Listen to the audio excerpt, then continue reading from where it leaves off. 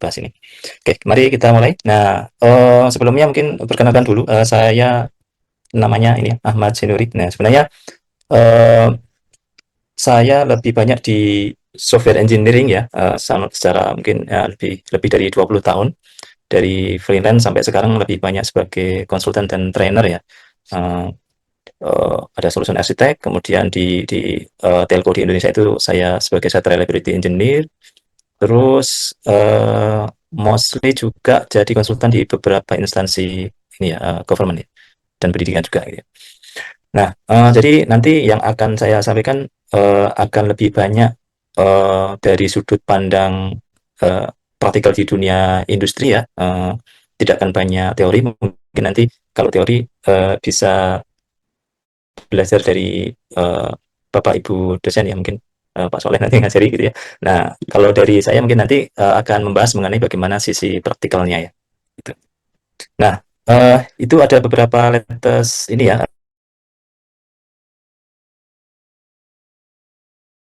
offline ya. Jadi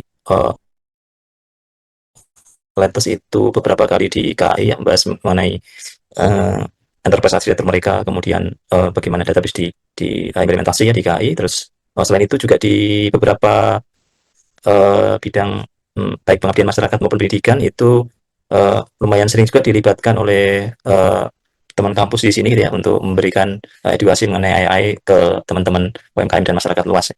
Nah, oke, kita lanjutkan mengenai agenda kita. Jadi ini agenda kita hari ini. Nah, ini timing idealnya ya, tapi nanti kita coba kompres menjadi lebih ringkas lagi. Jadi ada intinya ada 5 bagian.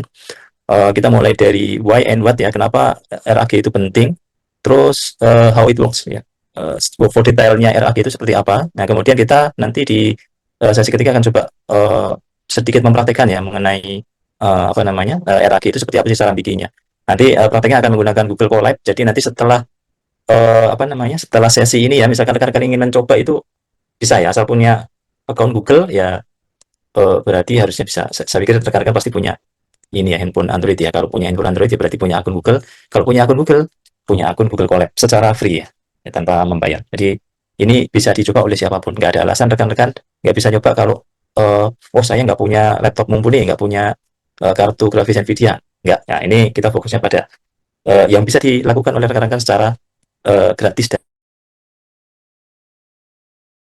tekan sebentar mengenai basicnya era gitu kayak apa.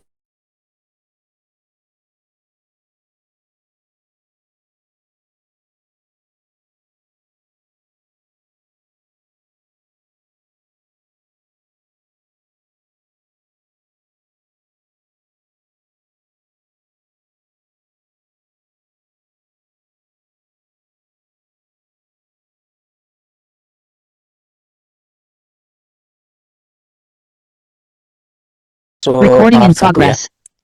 The why and what of RAG. Jadi supaya RAG masuk akal, kita coba pahami dulu ya kenapa LLM biasa yang kita pakai, ChatGPT, entah itu Gemini, entah itu Claude gitu ya, itu nggak cukup untuk kebanyakan use case bisnis dan riset. Ya, ini mungkin kejadian saatnya ya rilis ChatGPT di versi-versi awal ya, mungkin di 2018 sampai 2020 gitu masih kelihatan bodohnya. Nah, kalau yang sekarang rekan-rekan pakai versi aplikasi apapun itu ya, baik dari web maupun mobile, itu sebenarnya sudah bukan merupakan basic supaya lebih mumpuni lagi.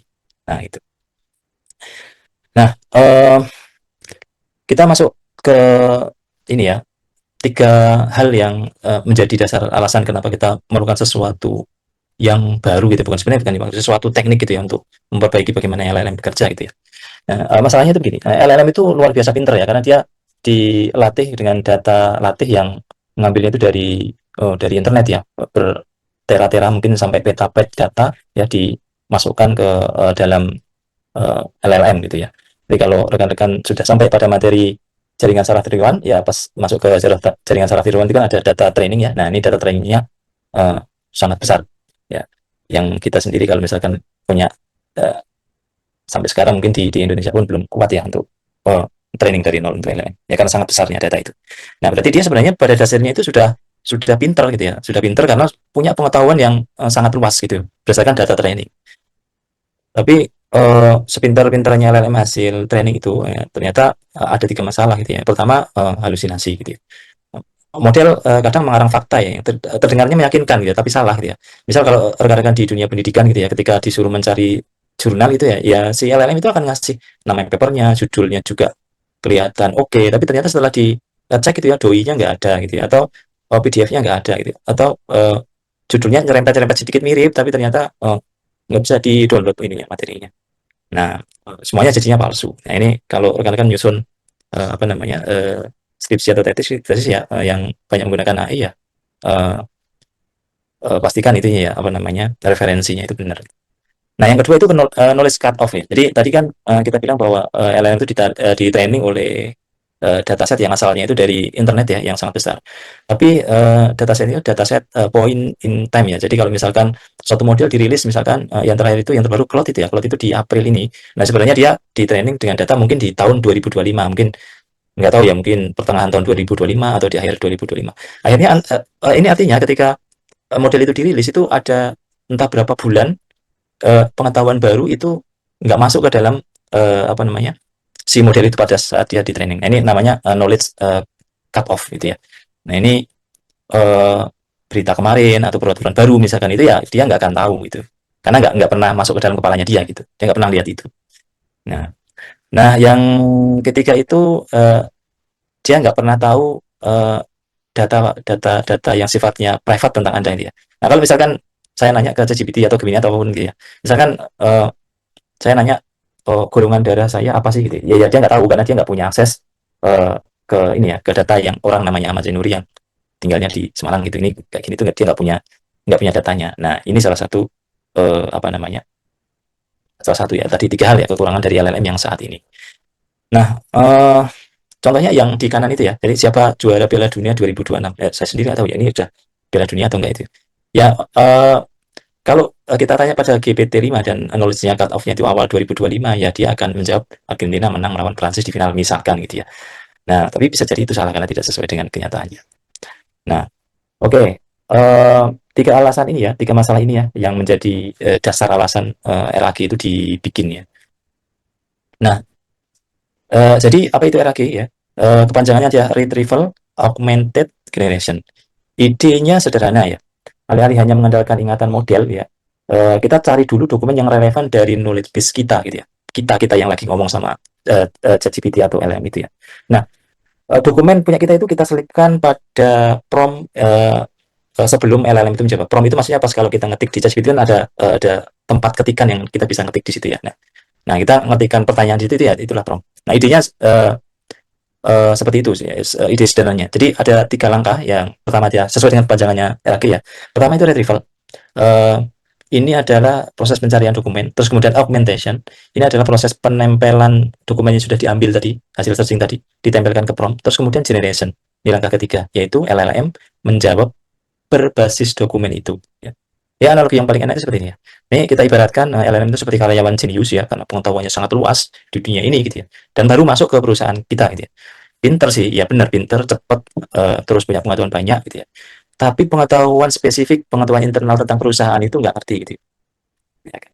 Kalau misalkan kita nanya ke LLM kapan IT didirikan, mungkin tahu karena itu informasi publik yang mungkin dirilis ke Wikipedia atau ke media massa gitu ya. Tapi kalau misalkan internalnya yang saat ini ada gitu ya, uh, itu mungkin dia akan ngarang ya, akan berhalusinasi. Nah, Nah, RAG itu seperti kita itu ngasih si LLM itu semacam buku panduan internal ya. Jadi sebelum dia ngomong ketika dikasih pertanyaan, dia suruh baca dulu sih buku manualnya. Ini loh, baca dulu nih buku manualnya. Datanya ini, baru kamu ngomong. Nah, maka kita akan dapati karyawan ini ya pinter, ya kontekstual karena kita sudah ngasih dia tadi ya guidelines atau panduan atau data-data yang sifatnya internal. Nah, visualnya seperti ini ya, R, A, dan G. Ya. Nah, ini diagram klasik dari RAG, nanti aslinya ya, basicnya RAG kayak begini ya. Retrieval itu mengambil dokumen relevan dari knowledge base itu bayangkan kalian seperti dia perpustakaan gitu ya. Nah, dokumen dan query ini digabungkan jadi augmented input tadi yang ditambahkan tadi di apa namanya, dijadikan satu ya. Ini laser pointer ya. Nah, ini jadi satu ya. Ini adalah pertanyaan dari user dari manusia. Nah, ini adalah dokumen dari perpustakaan tadi. Nah, terus kemudian di bagian akhirnya si LLM ini baru menjawab dengan konteks tadi itu ya.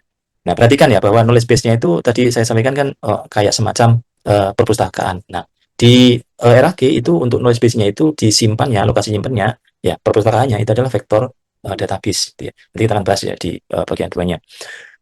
Nah, eh, sederhana seperti ini simpelnya cara kerjanya si RAG ya. Ada orang, terus ini adalah yang retriever yang ambil apa namanya dokumen yang relevan, terus kemudian ada yang mengcompile, menggabungkan jadi satu antara pertanyaan dan yang di library itu, terus kemudian uh, ada yang bagian kayak misalkan sederhananya menyimpulkan gitu ya, menyimpulkan atau menulis ulang dari konteks tadi itu yang sudah dikumpulin tadi generator. Nah ini adalah uh, ya, sebelum lanjut secara teknis ini ya, ini kita sepakati dulu 4 istilah yang akan terus muncul di sesi kali ini ya. Nah, ini LLM itu adalah karyawan jenius tadi, tapi terbatas ingatannya karena dia dilatih pada sampai pada titik tertentu doang, tanggal tertentu. Knowledge base ini adalah semacam buku panduan dan arsip perusahaan kita sendiri ya. Terus kemudian RAG ini adalah produk akhir di mana karyawan jenius tadi itu sudah dibekali oleh buku panduan. Nah, AI Agent ini adalah next evolution-nya dari si RAG tadi itu ya. Ini karyawan jenius yang dalam tanda petik itu kayak naik naik level gitu ya. Jadi dia bisa memutuskan sendiri kapan pakai buku mana, terus kapan pakai tool apa, kapan nelpon kemana misalkan, gitu. Kapan pakai kalkulator ya tergantung konteksnya. Ini adalah AI agent. Nah, kita nanti part-part akan bahas mengenai agentic RAG gitu ya. Yang ini ya RAG plus agen ya sebenarnya agentic RAG. Nah, ini yang sebenarnya rekan-rekan yang saat ini pakai itu ya sudah menggunakan itu ya AI agent gitu ya. RAG plus agen itu. Jadi bukan LLM murni, bukan RAG murni. Rekan-rekan bayangin itu kalau tanya ke ChatGPT 4 tambah 4 berapa ya dia menjawab dengan benar yaitu 8. Ya sebenarnya dia secara agen ya ada agen yang tugasnya menghitung itu ya pertanyaan itu. Nah itu sudah agentik sifatnya sekarang. Terus kalau rekan-rekan perhatikan misalnya nanya ke Gemini, ke Grok atau apa gitu ya, biasanya dia akan ada proses pencarian ke web gitu ya. Nah itu sudah RAG-nya sudah manggil tool web search itu. Nah seperti itu. Nah ini adalah uh, yang saat ini ya, yang rekan-rekan sudah umum pakai. Oke, selanjutnya kita masuk ke part 2 ya, bagaimana si RAG itu bekerja. Kalau secara teknikal ini berarti kita sudah masuk ke ke bagian teknikalnya gitu ya. Jadi si RAG itu nggak kayak LLM ya, di mana LLM itu ada masa training terus kemudian testing kayak machine learning biasa gitu ya, atau AI biasa. Nah, RAG itu tidak ada fase training. Jadi fase pertamanya dia itu bukan training, tapi namanya indexing. Ya, terus kemudian setelah diindeks proses penyimpanan knowledge tadi itu ke dalam tadi itu ya vektor database atau library tadi atau perpustakaan. Nah, terus proses kedua kalau di machine learning itu istilahnya testing gitu ya, tapi kalau di RAG itu spesifiknya adalah retrieval dan generation. Nah, ini sebenarnya testing juga, tapi kalau di RAG itu istilahnya sudah spesifik ke retrieval dan generation tadi itu. Nah, jadi pas retrieval itu sebenarnya sudah masuk masa testing ya kalau dari sudut pandang RAG, karena tadi RAG itu prosesnya nggak ada training gitu. Oke, kita akan coba bahas keduanya ya. Terus kemudian kita coba lebih dalam melihat 3 komponen yang paling krusial di RAG ya. Ada proses chunking, ada proses embedding, ada proses bukan proses, ada komponen vector stores. Nah ini kita lihat di fase 1 ya. Ini fase 1 itu tadi kan ada 2 fase. Fase 1 itu indexing ya. Nah ini saya lebih suka nyebutnya ini kalau dianalogkan ke rekan-rekan ini adalah proses mahasiswa belajar gitu ya. Jadi ada 4 langkah ini pada umumnya ya. Pada dasarnya ada 4 langkah saat proses indexing ini. Nah, satu load ya. Load ini dia membaca semua dokumen ya. Kalau mengaca pada salah satu library yang sering dipakai untuk RAG namanya LangChain gitu ya. Dia punya 100 lebih ya loader built-in ya. Jadi data dokumen itu tidak hanya file PDF gitu ya, tapi bisa juga file Excel atau file TXT atau file apapun itu ya, atau file Office atau kadang sekarang itu adalah multimedia ya, audio, video gitu ya. Itu sudah bisa bukan sudah bisa dianggap sebagai dokumen dan masing-masing punya metode sendiri untuk ngeloadnya. Nah, terus kemudian langkah kedua itu Chunk. Nah, Chunk itu gini, jadi kalau di dunia LLM itu kita nggak bisa langsung masukin satu dokumen sudah dibaca itu jadi satu gelondongan itu masuk ke library itu nggak bisa. Ya. Jadi ibaratkan ini ada satu dokumen besar, maka dokumen besar itu dipotong-potong jadi beberapa paragraf kecil. Nah, paragraf-paragraf kecil inilah yang dimasukkan ke dalam apa namanya library, gitu ya, di perpustakaan tadi, di knowledge base-nya tadi. Jadi tidak satu buku gelondongan, tidak satu video utuh, tidak satu apa namanya satu blog post utuh, enggak, tapi ada proses yang namanya chunking, dipotong-potong dulu. Nah, hasil potongan tadi itu masuk ke dalam tahap 3 yaitu embedding gitu ya. Jadi potongan diubah jadi vektor numerik. Ini kalau dibayangkan rekan-rekan ya kayak matrik ya, vektor numerik. Matrik biasa aja, ada matrik apa namanya? Berapa kolom kalikan kalau ini satu baris ya, namanya vektor. Gitu. Nah, ukuran vektornya ini ya nanti bergantung ya, tergantung dengan model yang embedding yang dipakai gitu ya. Jadi beda model, ukuran dimensinya beda-beda ya. Kadang nama modelnya sama tapi dia punya beberapa apa namanya? Alternatif bukan alternatif ya, pilihan mau berapa panjang sih atau berapa kolom sih matriknya gitu ya. Nah, ini adalah relate dengan embedding model. Nah, yang keempat setelah dijadiin matrik tadi itu ya, matrik sebenarnya ini kan nyebutnya vektor ya. Dijadikan deretan angka yang memanjang ke kanan gitu ya. Ini jangan jangan bayangin dia 10, 20 atau 30 kolom ya, apa namanya angkanya itu, tapi ratusan ya. Mungkin setahu saya sih minimal 128 kolom ya. Setahu saya. Jadi biasanya banyak pakai yang ukurannya 768 kolom. Nah, ini bayangin dia ternyata kolomnya panjang. Nah, setelah diubah menjadi angka sebanyak itu baru disimpan ke dalam vektor database. Nah, untuk apa namanya? Untuk pemula ya ini selalu saya sarankan ya mulailah cangkingnya itu diatur menjadi 500 token per cang dan 50 token overlap gitu ya. Nah, ini bisa dinaikkan atau biasanya cenderungnya diturunkan sih.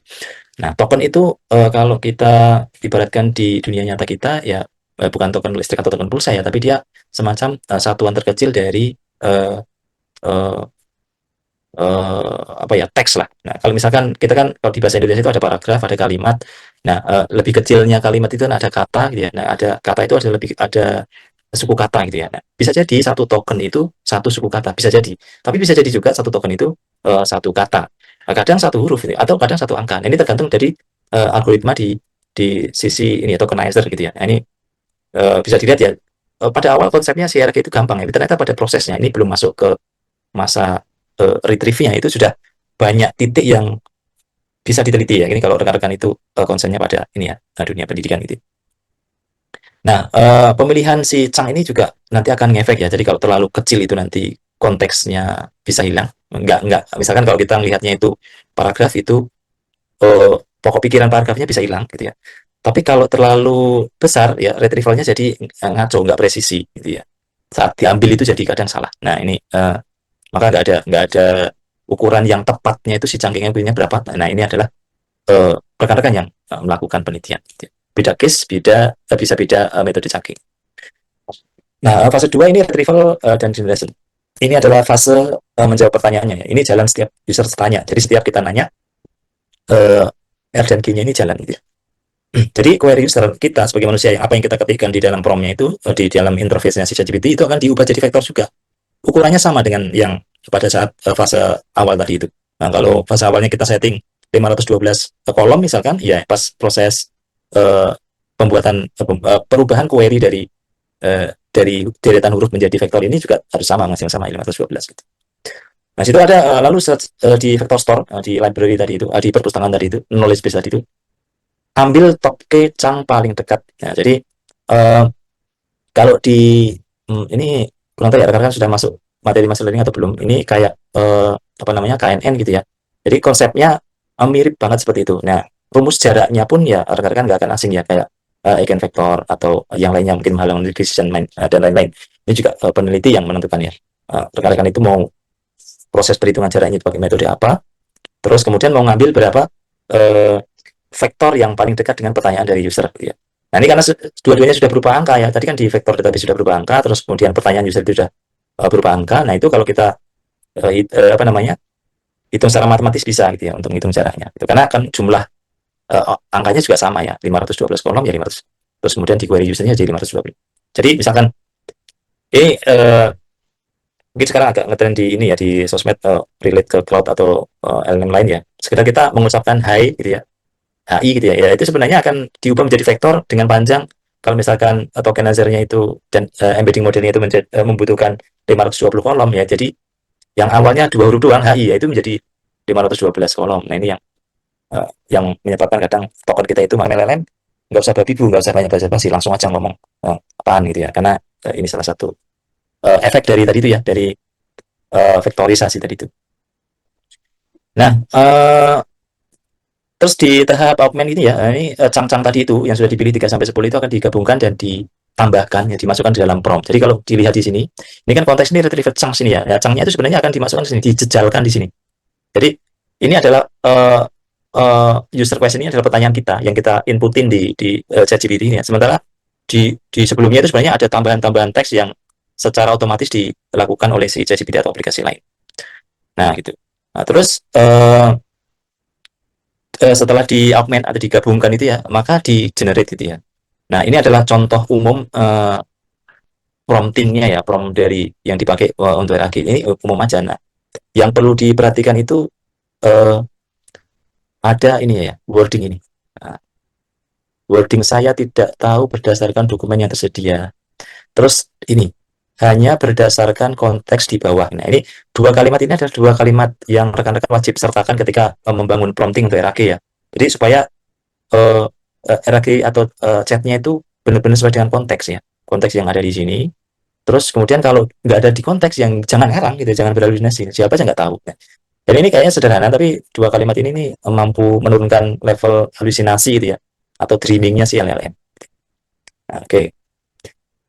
Sekarang kita masuk ke dalam chunking-nya kayak apa tadi ya. Ini kan saya sarankan tadi itu chunking itu ukurannya adalah 500 token, kemudian ada 50 token sebagai overlap. Nah, ini overlap itu bayangin kalau kita punya dua paragraf gitu ya, paragraf pertama itu di chunking pertama, paragraf kedua itu di chunking kedua gitu ya, chunk nomor 2, maka kalimat pertama pada paragraf kedua itu biasanya diinputin, digabungin di apa namanya? Chunk pertama. Nah, sebenarnya chunking ini ada beberapa banyak apa namanya? Metode gitu ya atau pilihan gitu ya. Jadi chunking pun ini merupakan keputusan desain aplikasi juga ya. Ini harus rekan-rekan perhatikan juga. Salah milih chunking itu kualitas dari RAG atau chat yang dibangun oleh rekan-rekan itu bisa parah gitu ya. Nah ini kalau di industri biasanya si chunking ini bisa apa ya merupakan kalau fitur importance-nya itu sampai 50% gitu ya. Nah ini yang perlu rekan-rekan apa namanya perhatikan. Nah di situ ada beberapa metode chunking. Yang pertama visual size ya ini yang tadi itu yang saya sampaikan 500 token 50 apa namanya overlap. Nah, ini fix tuh ukurannya segitu aja gitu. Ini sebenarnya basic banget ini enggak saya sangat enggak nyaranin menggunakan visual price lagi visual size gitu ya. Tapi kalau lagi latihan ya enggak apa-apa gitu. Terus ada yang recursive gitu ya. Recursive ini metodenya kita pisah per paragraf dulu. Kalau masih kepanjangan bisa per kalimat. Nah ini default yang dilakukan oleh LangChain ya. Pakainya ini recursive. Terus metode selanjutnya adalah semantik. Nah ini semantik ini adalah pemisahannya itu berdasarkan topiknya ya. Nah, jadi mahal tapi dia lebih make sense daripada yang lain ya. Kalau kita uh, ibaratnya skripsinya rekan-rekan, skripsi itu kan ada sectionnya ya, atau bab 1, bab 2, bab 3. Nah, semantik itu kayak gitu. Dia ngerti ada bab 1, ada bab 2, ada bab 3. Nah, itu dipisah-pisahin pada cang yang berbeda. Nah, itu semantik. Nah, terus kemudian ada satu lagi structure aware. Nah, ini tergantung dari tipe data yang dimasukin. Kayak misalkan dia apa namanya? Dokumen HTML ya. Ya itu kan ada head-nya, ada body-nya gitu ya. Ada metanya gitu ya. Nah, itu kan udah ada bagian-bagiannya. Nah, bisa pakai itu juga. Nah, itu adalah structure aware. Nah, terus ya kita lihat nih sekarang di bagian embeddingnya ya, ini komponen kedua. Ide fundamentalnya itu ya, teks yang mirip maknanya itu punya vektor yang berdekatan. Tadi yang saya sampaikan ya. Nah, lihat contohnya yang di kiri ya. Kucing tidur di sofa dan cat sleeping on couch itu punya vektor hampir identik ya, meskipun beda bahasanya. Yang satu bahasa Indonesia, yang satu bahasa Inggris. Karena maknanya sama. Nah, ini kecerdasan dari LLM itu di situ. Dia melihat apa itu namanya kemiripan dalam sudut pandang itu maknanya. Ya. Ini beda dengan NLP mungkin yang masa mesin learning sebelum LLM ini ya, yang melihatnya mungkin murni dari ini apa namanya angka. Nah, sedangkan kalimat yang ketiga itu ya ada resep rendang padang gitu ya. Ini jauh banget ini vektornya. Nah, masalahnya beda dengan yang kucing tadi. Nah, ini contohnya similarity-nya diukur pakai cosine distance ya. Nah, ini contohnya. Ini kalau di Python kan perhitungan cosine distance cukup seperti ini. Nah, terus di bagian kanan ini adalah beberapa pilihan populer di sampai tahun ini ya 2026 gitu ya. Ini adalah model yang dipakai untuk apa namanya vektorisasi gitu ya. Terus ini SOTA ini state of the art ya untuk bahasa Indonesia. Nah ini tidak ada istilahnya tidak ada tadi itu ya selalu harus pakai ini. Ya maka rekan-rekan harus bereksperimen data rekan-rekan itu cocoknya pakai yang mana itu ya. Nah, golden rule-nya ya aturan masnya gitu ya. Model embedding saat indexing dan saat query itu harus sama ya. Nggak bisa rekan-rekan pas saat embedding tadi di step pertama pakai all mini LM L6V2 tapi saat vektorisasi query itu menggunakan BGM3 gitu ya. Nggak akan, ya meskipun nanti panjangnya sama 500 apa namanya kolom, tapi begitu di apply ya, ke dunia nyatanya ya ngaco nanti hasilnya gitu ya. Maka aturannya adalah harus sama. Nah, ini implikasinya ketika rekan-rekan itu melakukan apa ya, kalau pas bikin skripsi itu eksperimen ya, saat melakukan eksperimen ya, ketika embeddingnya diganti ya pas harus dilakukan di dua hal ya, saat pembentukan knowledge base tadi dan saat user melempar pertanyaan ya. Ya memang seperti itu ya, nggak bisa yang satu diganti yang satu dibiarin gitu. Nah, komponen ketiga ini vector store ya. Nah, vector store ini bayangin database lah kayak MySQL, PostgreSQL gitu ya. Ini ada di mana vektor-vektor yang sudah dihitung tadi itu tinggal disimpannya di situ ya. Pilihan tergantung skala. Nah, Faiz ini biasanya dipakai saat eksperimen. Nah, ini dari Facebook ya yang bikin. Ini lokasinya di memori lokal, cocok untuk prototyping sama demo. Nah, terus kemudian berikutnya itu ada Chroma dan Qt, ini open source, bisa di Docker, cocok untuk dev sama aplikasi kecil ya. Ini kayak basisnya SQLite ya. Jadi rekan-rekan di ini kan teknik informatika ya, harusnya sudah enggak ini ya, enggak asing dengan istilahnya. Nah, terus selanjutnya itu ada PG Vector, ini extensionnya PostgreSQL. Nah, ini saya lebih sering pakai ini ya, karena biasanya existing aplikasi di dunia enterprise itu menggunakan entah Oracle, entah Postgres, atau MySQL gitu ya. Nah, yang seringnya pakai PostgreSQL ya untuk embedding, langsung aja pakai PG Vector. Ini perlu diinstal ya, PG Vector, karena by default Postgre itu nggak membawa itu, ya harus diaktifkan dulu. Kalau di ya sekarang kalau di ini cuma tinggal APT get gitu ya, jadi tinggal diinstal, diaktifkan. Nah, terus yang lain Pinecone sama Milvus ini ada opsi free sama opsi SaaS ya, berarti rekan-rekan harus bayar. Tapi ini bisa juga dipakai, ada versi free tier-nya juga kalau mau nyoba. Nah, selengkapnya nanti rekan-rekan silakan lihat gini ya, superlinked.com/vector DB comparison. Ada banyak banget di situ. Nah, tidak hanya ini aja, gitu ya. Jadi kayak misalkan Elasticsearch, terus kemudian MongoDB, itu nanti akan ada komparasinya di situ. Nah, nanti akan dikasih tahu compare to another teknologi itu kayak apa. Jadi nanti rekan-rekan bisa menentukan kita mau pakai vektor DB apa. Nah, sekarang kita masuk ke demo ya. Jadi demonya kita akan menggunakan Google Colab sesuai yang kita tampilkan di awal tadi itu. Dan ini adalah yang akan kita pakai nanti di demonya ya. Jadi full stack-nya adalah stack free ya. Ada LangChain, ada Grok, ada Gemini atau Nvidia nih. Jadi ini ada free tier-nya semua ya rekan-rekan. Jadi mereka bisa tanpa rekan-rekan ini terutama mahasiswa ya, mahasiswa mungkin belum punya kartu kredit ya. Provider LLM itu harus menggunakan kredit, maka ini adalah yang bisa coba oleh rekan-rekan mahasiswa. Terus kemudian untuk embeddingnya nanti kita nyoba yang paling umum aja ya, ini sangat umum, basic banget ini. L-mini LM L6 itu. Nah, terus DB-nya kita akan menggunakan Vice. Ini adalah apa ya? Sedikit pandangan mengenai kodenya ya. Di bagian load-nya kita menggunakan web-based loader, karena nanti kita dokumennya itu merupakan dokumen apa itu namanya? Dokumen yang berasal dari web gitu ya, web URL. Gitu.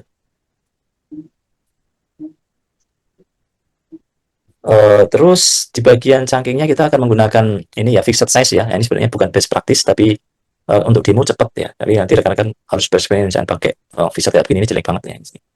Terus step ketiga ini proses embeddingnya tadi. Nanti kita akan menggunakan Vice tadi itu ya untuk penyimpanannya. Terus untuk proses vektorisasinya cukup manggil ini ya, command ini from document. Nah, ini sudah di banyak hal yang dibungkus lebih mudah oleh apa namanya library. Nah, terus ini kita menggunakan LLM sebagai LLM yang iya yang tugasnya nyimpulin tadi itu yang bagian akhir tadi itu yang generate tadi. Nah, kita nanti akan menggunakan Grok ya. GROQ ya, bukan GROK. GROK punyanya X ya, punyanya Elon Musk ya. Tapi kalau GROQ itu beda lagi. Nah, nanti rekan-rekan bisa daftar free tanpa kartu kredit juga bisa. Atau bisa pakai punyanya Nvidia ya. Nvidia juga bisa dipakai. Nanti rekan-rekan daftar ke Nvidia developer gitu ya. Free juga. Nanti kita akan coba perlihatkan gitu ya. Nah, terus baru kita praktek ini ya, bagian retrieve generation-nya. Gitu. Oke, saya akan matikan dulu share-nya, terus saya akan tampilkan apa namanya? Siapa namanya itu? Si Google-nya ya. Nah, ini kondisinya akan sudah ini ya, sudah running. Jadi kita nggak akan run dari nol untuk mempercepat ini. mempercepat waktu. Tapi nanti rekan-rekan bisa nyobain sendiri sih. Oh, Windownya mana? Window. Oke, ini dia. Oke, sudah kelihatan ya sekarang yang bagian apa namanya Google Colab-nya. Jadi nanti rekan-rekan akan mendapatkan file ini yang bisa di-download oleh rekan-rekan sendiri. Terus kemudian langsung upload ini aja ya. Ini sering. Upload notebook, terus kemudian di browse, terus cari filenya itu ada di mana. Nah, nanti akan terbuka. Terus yang perlu rekan-rekan perhatikan lagi itu setelah terload seperti ini ya, nanti di sisi sini itu akan ada pilihan runtime ya. Nah, kalau versi gratis itu kalau nggak salah ya ini biasa yang versi Pro. Jadi kita dikasih pinjam sama Google itu bisa mengakses NVIDIA H100, DG4, A100, L4. Kalau free itu kalau nggak salah CPU sama T4 dan ini ya TPU ini kalau nggak salah sih. Ini, coba nanti rekan-rekan yang punya akses ke Google Lab yang share. Rekan-rekan untuk demo yang RAG itu nggak perlu GPU NVIDIA ya karena dia tadi itu ya menggunakan apa namanya API, terus kemudian eh, apa itu namanya proses embeddingnya pun cukup menggunakan CPU pun bisa. Ya. Jadi pastikan kalau nggak pilih CPU ya pilih T4 GPU. Ya. Kalau ini pakai eh, NVIDIA apa namanya kartu grafis NVIDIA, kalau ini nggak perlu. Eh, terus kemudian ini tinggal di play aja. Oh, terus yang mengenai grok tadi ya ini konsol grok ini ya GROQ ya. Nah ini silakan nanti di apa namanya register aja ke sini terus kemudian generate APK ya setelah login ya. Ini kan APK, harus login dulu. Nah, APK setelah dapat APK nanti dimasukkan ke sini ya. Ini ya. Ini kunci ini di apa namanya di eh, Google Colab. Ini secret ya. Jadi nanti dimasukkan aja ini ya. GROQ APK. Ya, terus value-nya ada di sini. Nah, ini berarti si Google Colab Script kita ini akan bisa membaca apa namanya APK si grupnya itu. Jadi kita nanti bisa menggunakan model-model gratis yang ada di Gerogi. Ini kita coba lihat ya. Saya coba login.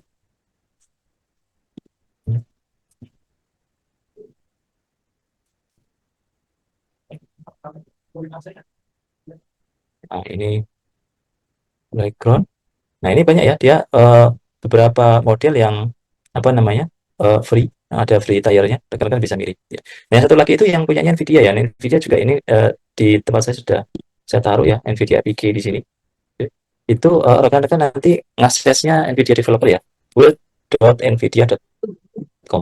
Nah, di sini nanti rekan-rekan bisa apa namanya register secara gratis ya ini Nvidia Developer Program ini pakai email rekan-rekan yang nggak harus email company, jadi email Gmail atau apapun yang gratis itu bisa dipakai untuk join Nvidia Developer Program.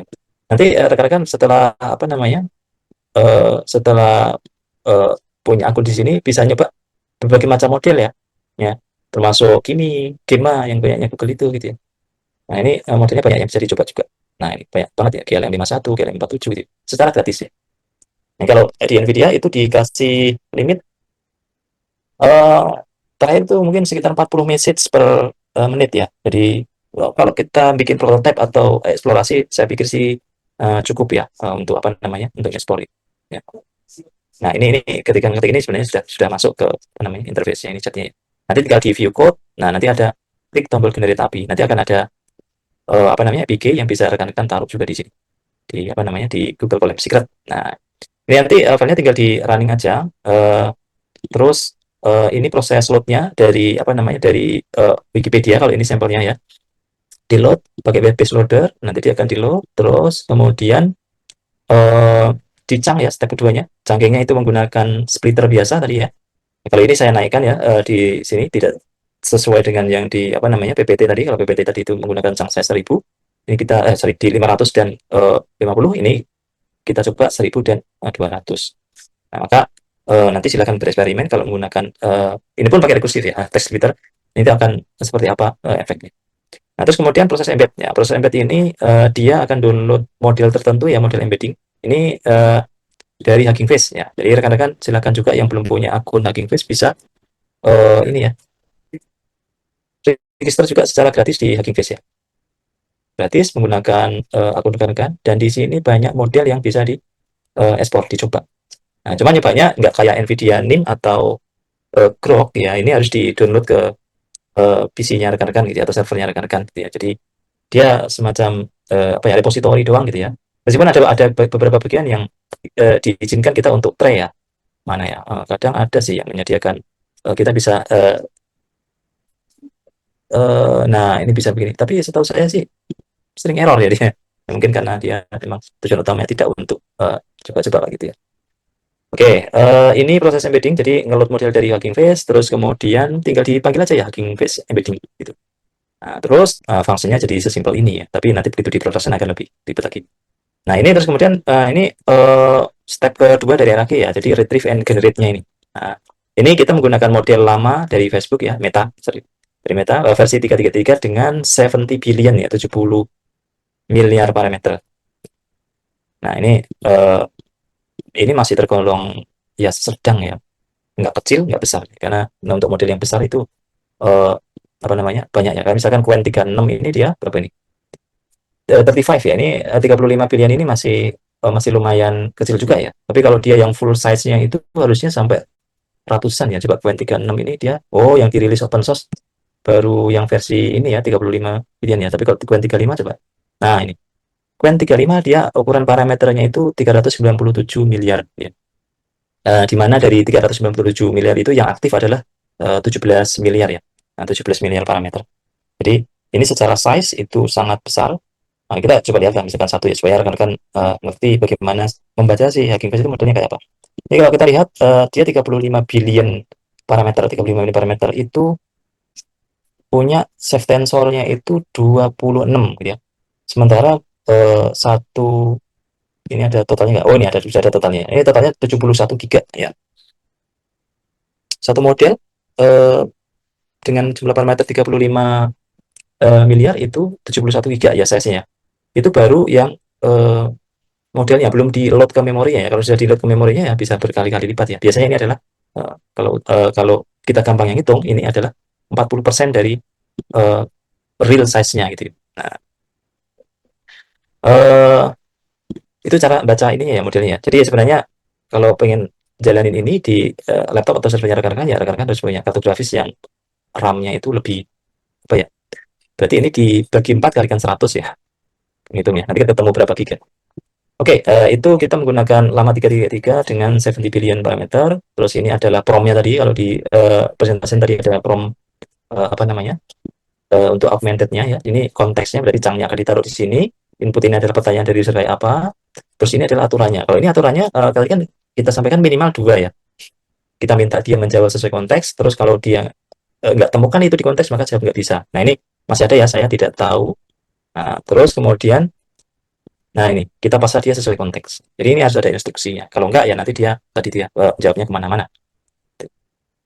Nah, terus ini kita coba bandingkan antara LLM dengan RAG yang kita bangun ya. Jadi kita ngambilnya tadi dari Wikipedia tentang RAG, tentang website Wikipedia membahas mengenai RAG. Ketika ada pertanyaan yang sama ya, ini pertanyaannya dari user. Ya.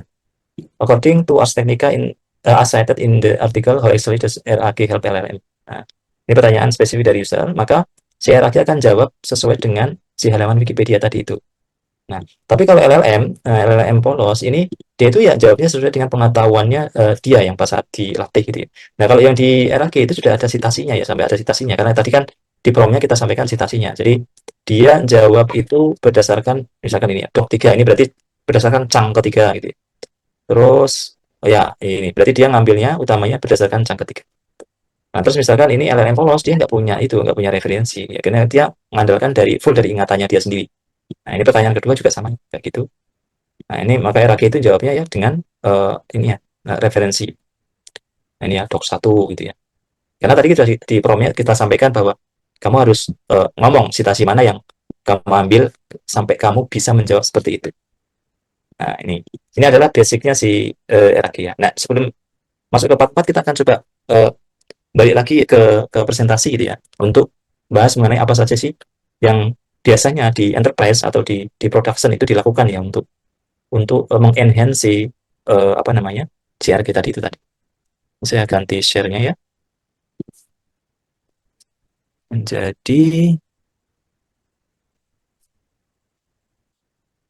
hmm,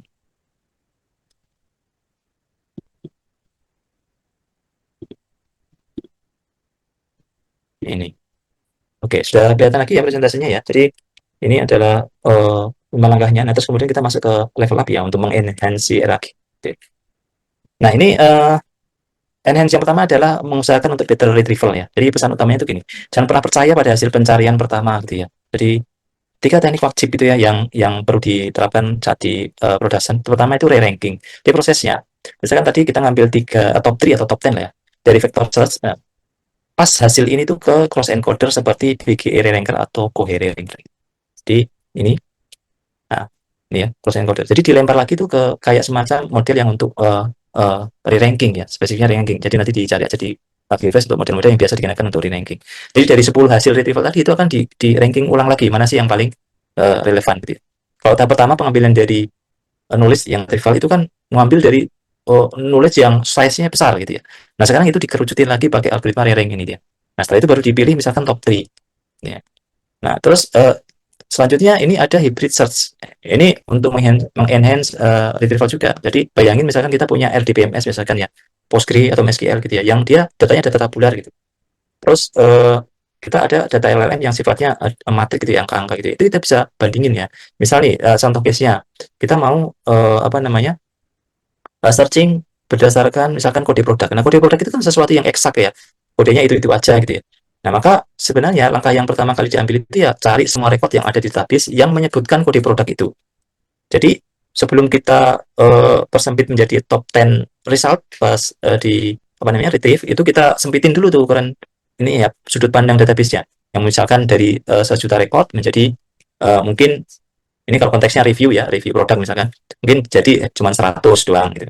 Karena kita filter ya, pakai where gitu ya, SQL query-nya, select bintang from review, where kode produk sama dengan ABC misalkan. Nah, itu kan sudah menyusut tuh. Nah, setelah menyusut, baru di searching menggunakan tadi ya, konteks tadi itu.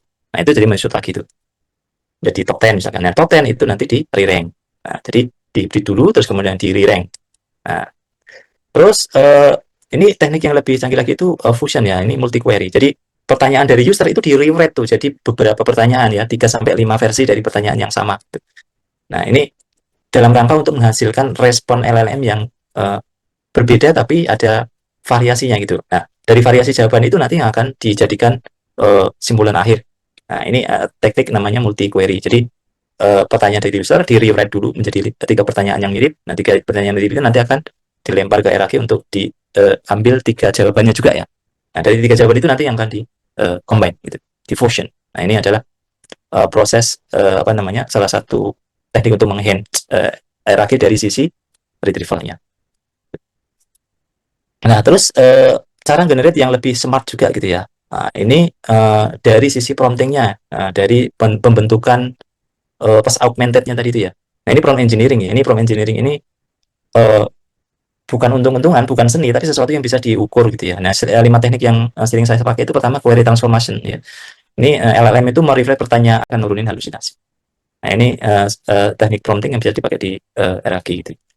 Nah, terus selanjutnya tadi kan tadi prompting kita sampaikan bukan sesuatu ngarang-ngarang yang atau seni yang susah ngukurnya, tapi teknik prompting itu, prompt engineering itu ada sesuatu yang bisa diukur. Nah, salah satunya frameworknya adalah Ragas.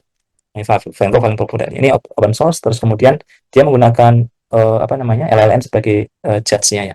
Jadi biasanya itu LLM model yang lebih besar, yang lebih besar secara tadi itu ya apa namanya jumlah parameternya ya, mungkin berapa ratus billion gitu, untuk menilai dari jawaban LLM yang kita pakai. Kalau tadi misalnya kita pakai lama yang versi 70 billion, jawaban dari lama 3.3 yang 70 billion itu nanti dinilai oleh misalkan Qwen 3.5 yang dia itu 370 sekian billion tadi. Nah, itu nanti cara menilainya seperti itu. Jadi ini kayak murid dinilai oleh guru. Nah, ini si Ragas ya. Konsep sederhananya seperti itu. Nah, metriknya itu ada 4 yang biasa dipakai gitu ya. Jadi faithfulness ini menilai apakah jawaban konsisten dengan konteks. Ini untuk mengukur halusinasi. Terus kemudian ada answer relevance. Ini apakah nyambung dengan pertanyaan. Terus konteks precision. Dari chunk yang diretrieve berapa yang beneran relevan. Terus konteks recall. Apakah retriever nemu semua info yang perlu. Nah, Nah, ini berarti kalau dari sini seharusnya rekan-rekan tahu nih, berarti sebelum kita ngetes kita itu sebagai manusia ya harus nyiapin jawabannya ya. Karena untuk recall sama precision-nya harus dibandingkan dengan jawaban yang benar.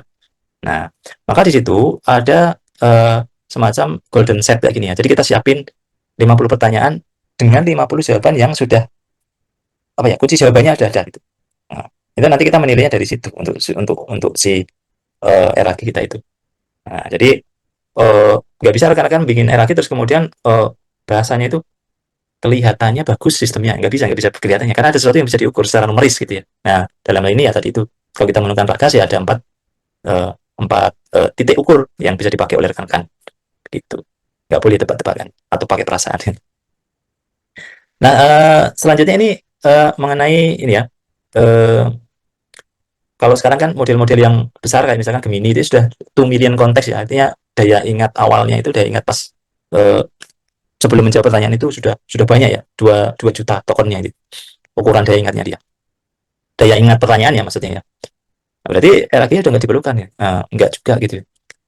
Uh, dari sudut uh, dimensinya begini, dari sudut biaya maka long konteks itu mahal gitu ya. Jadi kalau kita nyewa Gemini dia ngecas itu per input token sama per output token gitu ya. Mahal itu per juta tokennya. Ya kalau kita bikin aplikasi yang nanti akan dipakai oleh banyak orang ya, ini bukan sesuatu yang ekonomis gitu ya. Nah, sementara RAG itu fokus pada cang-cang tertentu ya. Berarti nanti yang diolah itu akan lebih sedikit karena sudah terpusat. Terus kemudian dari sisi latensi, long konteks itu lambat ya karena kita manggil API keluar. Nah, sementara RAG itu kita ya query-nya ya query DB lokal kita gitu. Jadi lebih cepat gitu. Terus kemudian ketika ada update itu ya, kalau long konteks yang LLM yang umum itu yang pakai apa namanya, ChatGPT dan macam-macamnya itu reloadnya itu semuanya ya. Sementara RAG itu incremental.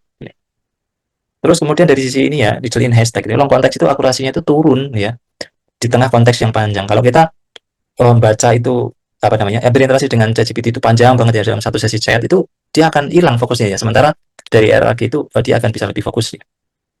Nah, terus kemudian dari sisi auditability gitu ya, RAG itu ya tentu saja menang telak ya, karena kita tahu ya bahwa dokumen mana yang dijadikan dasar untuk menjawab gitu. Nah, terus selain itu kita juga ada sudut pandang skala juga ya. Jadi kalau skala itu kalau long konteks yang pakai mini, pakai GPT ya, itu dibatasi ya windownya ya. Sementara RAG itu nggak dibatasi windownya. Nah, sesuai dengan kemampuan ini aja memori kita atau server kita. Nah, terus yang sekarang yang lebih umum itu maka mengcombine dua hal itu. Jadi ada salah satu ini ya paper yang bahas apa namanya membahas penggabungan bukan penggabungan penggunaan dua teknik itu secara pendampingan ya oleh Jiang ini nanti boleh dicari di asik namanya long rank ini. Jadi uh, diretrieve ya terus kemudian dikumpulin terus kemudian diserahkan ke LLM untuk reasoning ya. Nah, jadi kalau LLM itu kan dia karena dia sifatnya apa ya gede banget ya pasti jauh lebih pintar dengan yang kita pakai di lokal. Nah ini adalah uh, apa namanya kenapa sudah ada long konteks tapi RAG tetap diperlukan. Nah, nah ini sekarang kita melihat dari agentik RAG tadi yang kita sempat bahas sebentar. Agentik RAG itu ketika RAG bertemu AI agen ya. Nah, kalau valina RAG itu retrieve sekali langsung generate. Kalau agentik RAG itu LLM itu jadi orkestrator yang memutuskan kapan retrieve, dari source mana, cukup atau belum. Nah, terus 4 patternnya ini ya contohnya ya, ada 4 pattern gitu. Pakai routing nih, agen milih data source. Terus self RAG ini setelah retrieve, evaluasi apakah cukup. Kalau belum retrieve, kalau belum ya retrieve lagi dengan query yang berbeda. Ini self RAG. Kemudian multi hop ini pertanyaan kompleks dipecah menjadi sub question ya. Terus kemudian tool augmented ini retrieval jadi satu dari banyak tool. Ada SQL, ada kalkulator, ada web search ya. Ini biasanya yang sering saya pakai di sini ya kalau di browser itu tool augmented. Nah, ini contohnya ya, contoh bagaimana apa namanya itu self RAG itu bertindak gitu ya. Nah, ini framework yang sering dipakai ya. Ada Langgraph, ada Grow AI, ada hashtag agent. Nah, ini sekarang RAG juga sudah nggak hanya teks doang, tapi sudah masuk ke multimodal RAG sama graph RAG gitu ya. Multimodal itu RAG itu bukan cuma teks, tapi ada indeks gambar menggunakan ini ya, CLIP dan Cyclip ya. Contoh use case-nya ini ya, apa namanya, pencarian produk gitu kalau di Shopee itu kan atau di e-commerce lain sudah gitu ya, dari gambar terus nanti dia akan nyari ini apa namanya produk yang mirip. Kalau misalkan dokumen kita itu banyak tabelnya bisa pakai yang ini ya tapas atau Depali. Jadi tidak generic text sih extract yang menggunakan metode tertentu.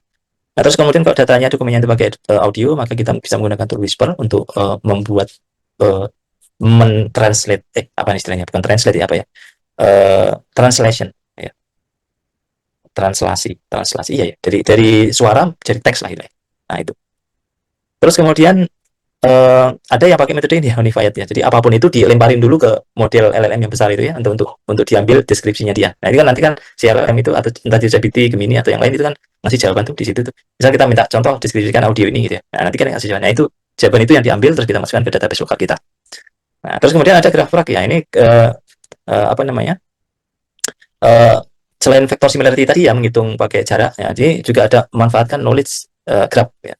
Ini kalau rekan-rekan di kuliah ada materi GraphDB, ya itu ya GraphDB-nya dimanfaatkan. Jadi keterkaitan antar satu node dengan node yang lain itu juga memberikan konteks yang lebih bagus ke hierarki yang dibangun. Nah ini GraphRag ini sampelnya ini di Microsoft GraphRag ya, ini rilisnya tahun 2024, jadi masih lumayan fresh juga. Nanti kalau rekan-rekan mau bereksperimen bisa juga dijadikan apa namanya REST gitu. Misal siapa saja yang punya konflik of interest dengan vendor X misalnya, ini kalau di sisi tender gitu misalkan gitu ya. Nah, ini GraphRag bisa membantu kasusnya kayak begitu gitu ya. Karena dia menganalisa node satu dengan node lain itu relasinya kayak apa.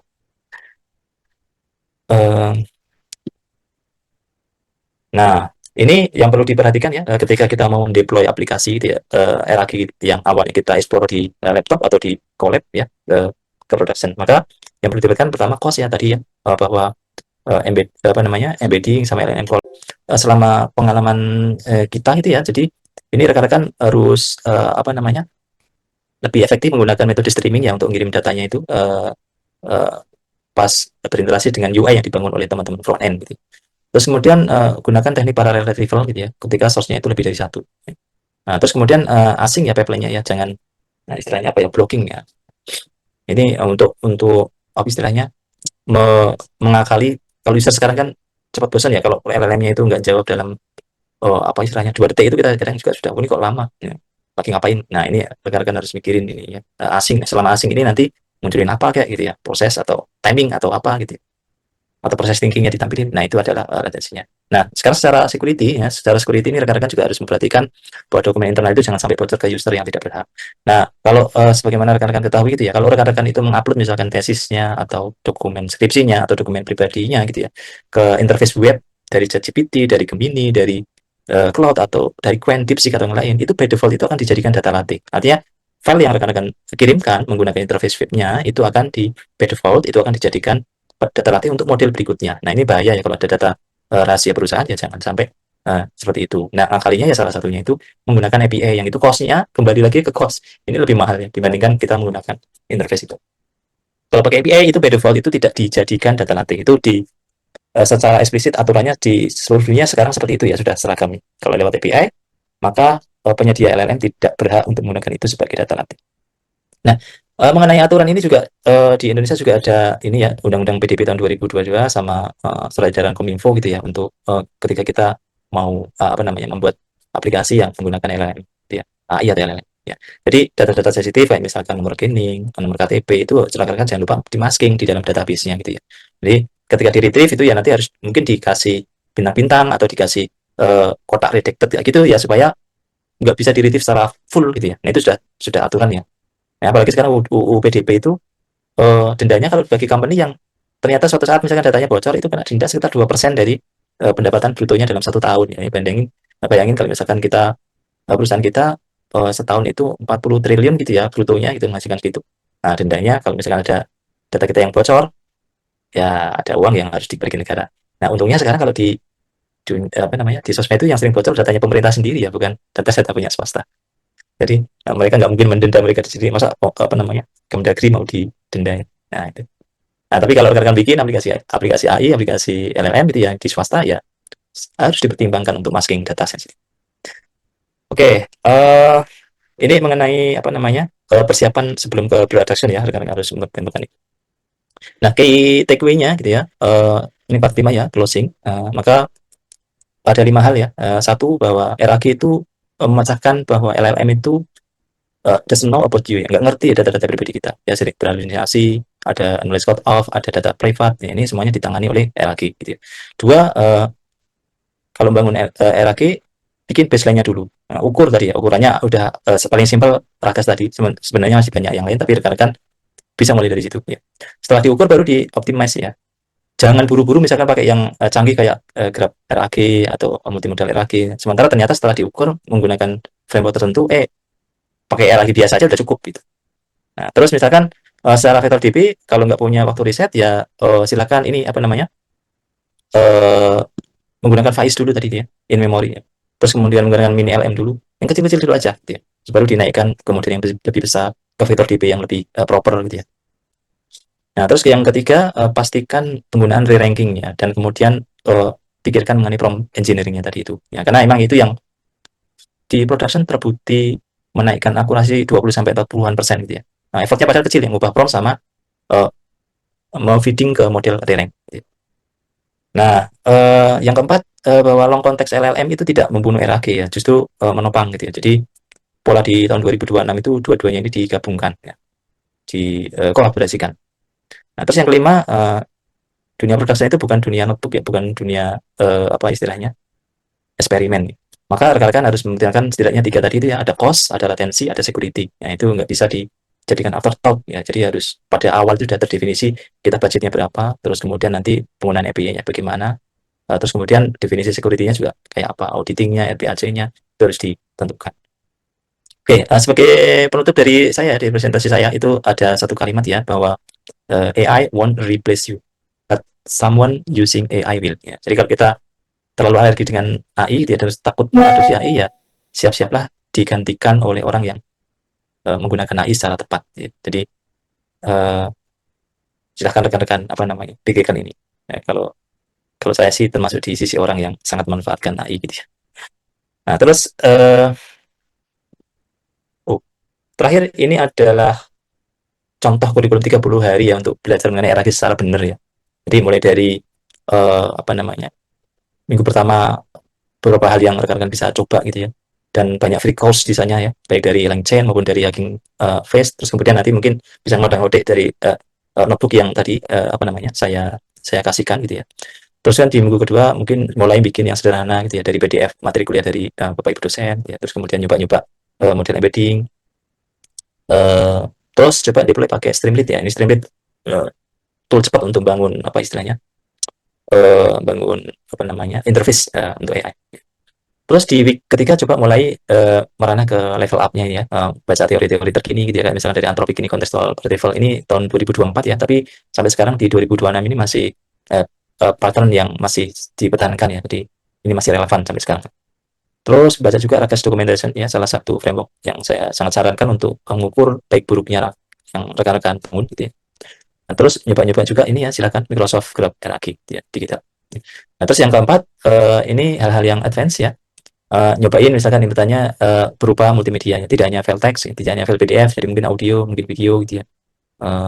Terus kemudian coba reasoning augmented RAG. Nah, ini kalau misalkan ya itu tadi kan ada beberapa hal ya kayak routing dan macam-macam itu silakan dicoba.